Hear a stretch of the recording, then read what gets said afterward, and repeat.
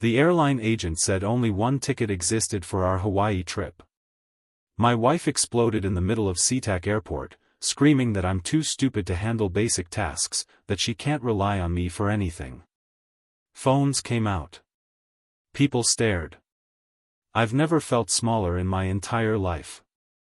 But 90 seconds later, I discovered she had cancelled her own ticket at 2:37 a.m. last Thursday, the night she claimed to be working late. She wanted me humiliated. She wanted me gone. She had no clue I'd stay behind and watch everything unfold. What I discovered over the next week about her affair, her hidden bank accounts, and her plan to take everything I'd built will absolutely shock you. Viewers, have you ever been publicly humiliated by someone you loved, only to discover it was all calculated? What would your next move be? Comment below. Before we continue, please subscribe, like and share. My name is Tommy Charles. I'm 38 years old, a senior project manager at a tech consulting firm in Seattle, Washington. For the past 12 years, I've been married to Rebecca, my college sweetheart, my best friend, or at least that's what I thought. We don't have kids yet, something Rebecca always said we'd get to when the timing was right. I worked 60-hour weeks to give us the life she wanted, the house in Bellevue with the view of Lake Washington, the loaded SUV sitting in our 2-car garage, the annual vacations to places she'd pin on her Pinterest boards. My father once told me that the biggest mistake of his life was ignoring the signs when my mother had her affair. He said he saw the late nights, the secret phone calls, the emotional distance, but he convinced himself it was nothing until it was too late. I swore I'd never be that blind. I swore I'd never be him. This story begins on what was supposed to be our dream trip to Maui, a second honeymoon to reconnect after months of Rebecca being distant, distracted, different. But what happened at SeaTac Airport that Tuesday morning changed absolutely everything. It was 6:47 in the morning when we pulled up to SeaTac. Rebecca had been on her phone the entire 40-minute drive from Bellevue, texting someone with this little smile I hadn't seen her give me in months. I didn't think much of it at the time, maybe she was excited about the trip, about us finally reconnecting. I grabbed our luggage from the trunk, 2 heavy suitcases plus her oversized carry-on that she'd insisted on bringing despite my suggestions to pack lighter. The terminal was already crowded with early morning travelers, the smell of overpriced coffee mixing with that distinct airport anxiety everyone seems to carry. At the Alaska Airlines counter, the agent smiled warmly and asked for our IDs and confirmation number. I handed everything over, expecting the usual routine, baggage tags, boarding passes, maybe an upgrade offer. But Rebecca's face went completely white. "Wait," she said, her voice suddenly sharp, cutting through the ambient noise. "Tommy, you booked this trip, right?" "Of course I did. 3 months ago. The resort package with the oceanfront suite, remember?" The agent's smile faded into professional concern. "Sir, I'm showing a reservation, but it's only for 1 passenger. 1 ticket. 1 hotel room." My stomach dropped like I just hit turbulence at 30,000 feet. "That's impossible. I booked 2 tickets. I have the confirmation email." Rebecca exploded right there in the terminal, her voice echoing off the high ceilings, bouncing between the check-in kiosks and departure boards. "Are you serious right now? You dragged me out of bed at 5 in the morning for a trip you didn't even book correctly? Do you know how incompetent you have to be to screw up a vacation?" People turned to stare. I saw phones coming out, fingers swiping to camera mode. A businessman in a suit smirked. A mother covered her child's ears. I felt my face burning, that creeping heat of humiliation spreading from my neck to my scalp. "Rebecca, calm down, there's obviously been a mistake somewhere in the system." "A mistake? This is why I can't rely on you for anything." She threw her carry-on bag at my feet with enough force that it skidded across the polished floor. "Fix this. I'm going to get coffee because I can't even look at you right now. And if you can't get us both on that plane, don't bother calling me." She stormed off toward the Starbucks near security, leaving me standing there with a growing crowd of strangers watching, some still recording, probably already uploading to their social media with captions about crazy airport drama. The gate agent looked genuinely sympathetic, but there was nothing she could do except offer me a forced smile and suggest I contact customer service. My hands were shaking as I pulled out my phone, not from anger but from confusion that was rapidly transforming into something darker, something closer to dread. I logged into my email, searching for the original booking confirmation from 3 months ago. And there it was, 2 tickets, 2 seats in row 14, 2 resort reservations under Mr. and Mrs. Charles. But there was a second email I didn't remember seeing, dated just 5 days ago, showing a cancellation of Rebecca's ticket and a refund of $947 to our joint checking account. I never made that cancellation. I would have remembered canceling my wife's ticket to our second honeymoon. My heart started pounding hard enough that I could hear it over the airport announcements. I scrolled down to the technical details, something I'd learned to check during my early IT days before moving into project management. The cancellation had been made from an IP address I didn't recognize, at 2:37 in the morning last Thursday. Thursday night. The night Rebecca said she was working late on a big presentation for a luxury waterfront development her company was launching. She'd come home at 3:15, claiming she'd lost track of time in the conference room. I'd been half asleep, barely coherent when she'd slipped into bed smelling faintly of expensive cologne that definitely wasn't mine. In that moment, standing in the middle of SeaTac International Airport with travelers rushing past me like I was a stone in a river, I realized something that made my blood run cold. Rebecca knew. She knew her ticket was cancelled before we ever left the house this morning. She'd been the one to cancel it while I was sleeping, while I was dreaming about us walking on Maui beaches and remembering why we fell in love.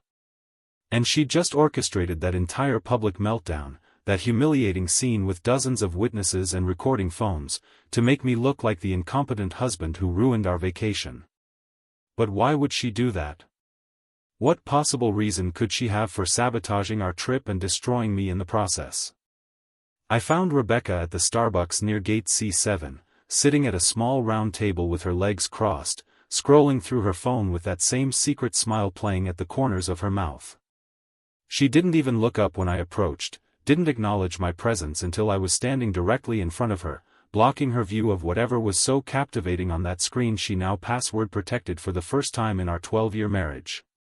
"Babe," I said, keeping my voice as steady as possible despite the storm building inside my chest. I talked to the airline supervisor. "They can get you on the flight, but it'll cost an extra $800 for a last-minute ticket. Should I just book it? I don't care about the money." She looked up slowly, and for just a split second, maybe half a heartbeat, I saw something flicker across her face. Disappointment? Panic? Something that didn't match the anger she'd displayed 10 minutes earlier. But it vanished so quickly I almost convinced myself I'd imagined it. $800? For your mistake? She shook her head, blonde hair swishing across her shoulders in that deliberate way she'd practiced since college. "No. You know what? I think this is a sign, Tommy. You go on the trip. Clear your head. I'll stay home."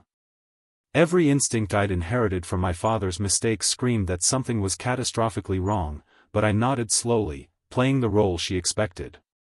"Okay. If that's what you want. It is." She stood, kissed my cheek with lips so cold they might as well have been pressing against a stranger, and grabbed her carry-on. "Have fun in paradise. I'll see you next week." I watched her walk toward the exit, phone already out before she even reached the escalator, her thumbs flying across the screen with urgent purpose. That's when I made my decision. I wasn't getting on that plane. I called Nathan, former Marine, now running a private security firm in Tacoma, and 40 minutes later I was parked 3 blocks from our house in a rental car he'd dropped off, watching a live feed from 2 discreet cameras he'd installed while Rebecca thought I was boarding my flight to Maui. At 11:23, a black Audi pulled into our driveway. Julian Cortez. Rebecca's boss. The man she'd mentioned casually dozens of times over the past 6 months, always with that slight brightening in her voice, that animation she used to reserve for talking about me. He was tall, expensively dressed, confident in the way that comes from never being told no. Rebecca opened our front door before he even knocked, and she was wearing the red dress, the one she'd bought for our anniversary last year and claimed didn't fit right after trying it on once, the one she said she'd returned to Nordstrom for a refund. She'd lied about returning it. She'd been saving it. They didn't even make it to the living room before they were kissing, his hands in her hair, her body pressed against his in our entryway beneath the wedding photo we'd taken in that little chapel in Portland where we'd promised to love each other forever. I turned on the audio feed Nathan had included, directional microphones that picked up every word, every laugh, every sound I didn't want to hear but needed to. They moved to the kitchen, my kitchen, where I made her coffee every morning, and opened the wine I'd bought specifically for our Hawaii trip. Julian's voice came through crystal clear, so he actually fell for it? Got on the plane? Rebecca laughed, that genuine laugh I hadn't heard in months. Like a trained dog. God, you should have seen his face at the airport. So confused, so desperate to fix everything like always. You sure he won't check the credit card statements before he gets back? Please. Tommy doesn't look at anything until tax season. I sat in that rental car listening to them plan my destruction, and something cold and calculating took over, something I didn't know lived inside me until that precise moment. I made 3 phone calls. First, to David Chen, a lawyer who'd handled my company's biggest contract disputes. I sent him the surveillance footage, the audio recordings, everything. David, I need a divorce filed today, but don't serve her yet. I want everything ready, but I choose when she finds out. Second call was to my bank. I moved 70% of our joint savings into a separate account, completely legal since both our names were on it, and left just enough to avoid immediate suspicion. Third call was to my boss about that VP position in Austin, Texas I'd been offered last month, the one paying $280,000 a year that I'd planned to surprise Rebecca with in Maui. Jennifer, I'm accepting. I need to start in 2 weeks.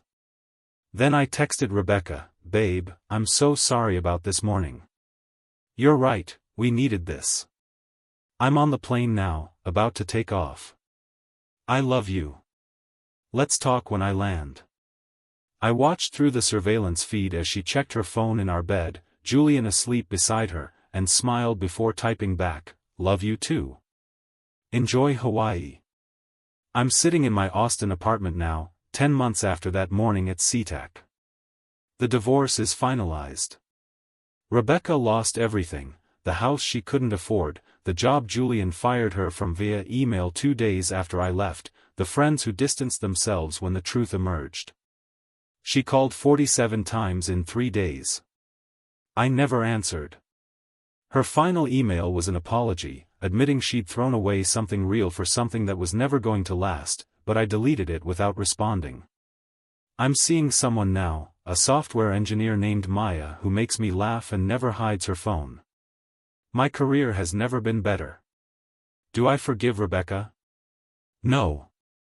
But I learned something crucial that morning when she humiliated me in front of strangers. You can't control other people's capacity for betrayal, but you can control your response.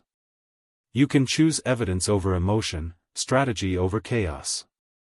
My father ignored the signs and lost everything. I saw them clearly and saved myself. The humiliation at SeaTac was the best thing that ever happened to me because it woke me up before I wasted another 12 years on someone who saw me as an obstacle instead of a partner. Sometimes the worst betrayal is the one that sets you free.